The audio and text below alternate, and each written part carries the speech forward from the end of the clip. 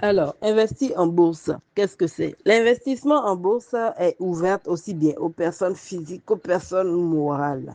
L'investissement en bourse, c'est la possibilité pour une personne physique ou une personne morale d'acheter des actions qui sont cotées en bourse comme la Société Générale Côte d'Ivoire, Unewas Côte d'Ivoire, Sonatel Sénégal, Onatel Burkina Faso ou très récemment la Loterie nationale du Bénin et comme on est toujours au Bénin, la BIC qui va rentrer en bourse bientôt, ou la BOA Bénin qui est déjà en bourse depuis les années 2000. Alors, euh, je viens de le dire, la BIC va rentrer en bourse à partir du 13 janvier prochain jusqu'à mi-février. Alors, entrer en bourse, ça permet à une structure de s'ouvrir et de permettre aux personnes physiques ou morales désireuses de pouvoir acquérir euh, euh, ces, ces parts sans de pouvoir acquérir ses parts et d'être propriétaire d'une partie de son capital. Alors, si vous êtes actionnaire d'une structure cotée en bourse, vous êtes propriétaire d'une partie et proportionnellement à la partie que vous avez acheté des actions de cette société-là en bourse. Maintenant, il faut savoir que lorsque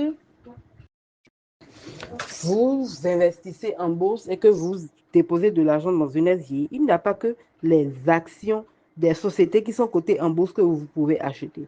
Vous avez aussi la possibilité d'acheter des obligations, par exemple, et en général, les obligations, c'est les États qui, elles n'émettent pas d'actions. Vous ne pouvez pas acheter une partie d'un État, non.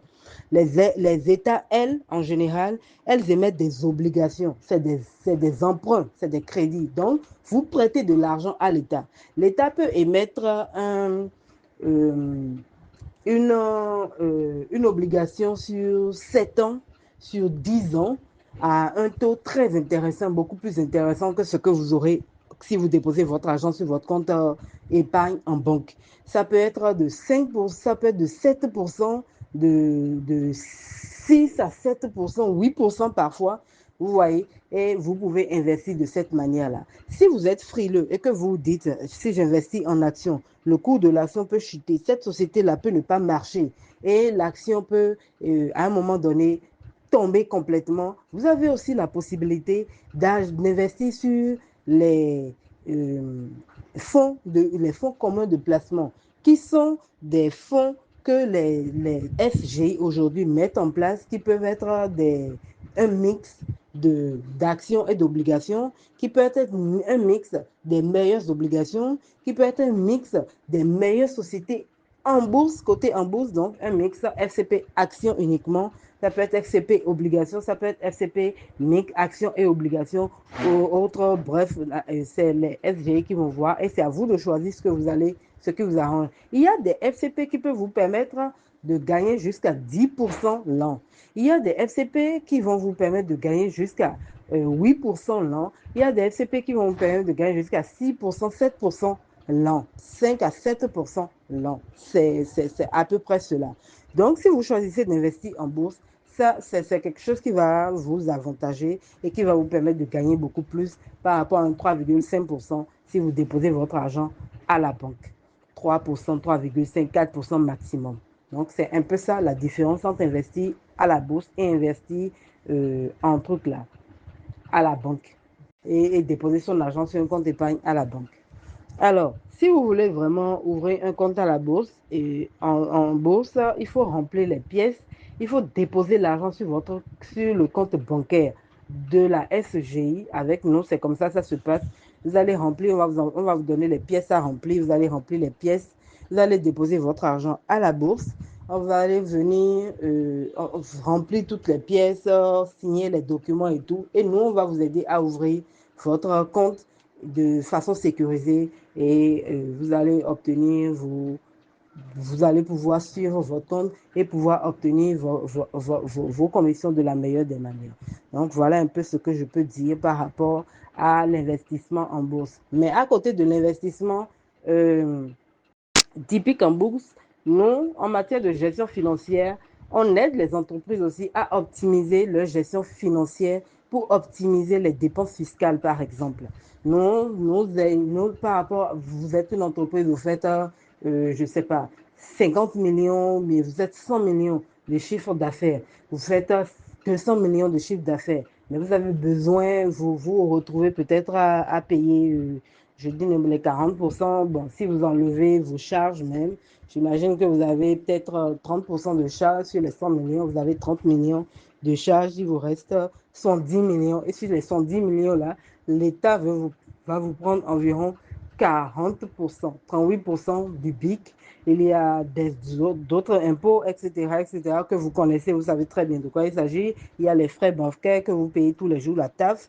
Il y a la taxe sur le local que vous avez le prix, la patente que vous allez payer. Il y a plein de charges que vous connaissez très bien que vous allez payer. Alors, par rapport à toutes ces charges-là qui vous qui s'imposent à vous et qui ne vous permettent pas forcément de jouir des fruits de vos efforts à la fin de l'année, nous, on a mis en place un système qui va permettre aux entreprises de pouvoir optimiser leurs ressources et de réduire un petit peu quand même les charges et de manière à ce que vous puissiez jouir un tout petit peu des revenus de vos efforts et de votre entreprise, de pouvoir jouir. Parce que finalement, beaucoup de gens disent, est-ce qu'on vient à l'entrepreneuriat pour s'enrichir? Est-ce que l'entrepreneuriat est rentable? Est-ce que c'est pas mieux de faire ci, de faire ça? Bref, l'entrepreneuriat peut bel et bien être rentable. Ce n'est pas une question d'escroquer l'État, mais c'est une question de bien s'organiser pour faire les choses pour à la fois euh, être rentable pour l'État et permettre à l'entrepreneur de pouvoir être content et de pouvoir continuer son activité parce que dans tous les cas, si on n'a pas d'entreprise, on n'a pas un État fort. On n'a pas d'entreprise forte, on n'a pas un État fort. Donc voilà, on est là pour aider les entreprises à se porter bien et à être heureux pour continuer les activités. Voilà. Contactez-nous. Notre mail, c'est contact@risfrine.com ou appelez le plus 229 01 97 08 46 26. Merci. Ou contactez Madame Noutaï, Claudia ou Madame ou Monsieur Koukui Kevin. Merci.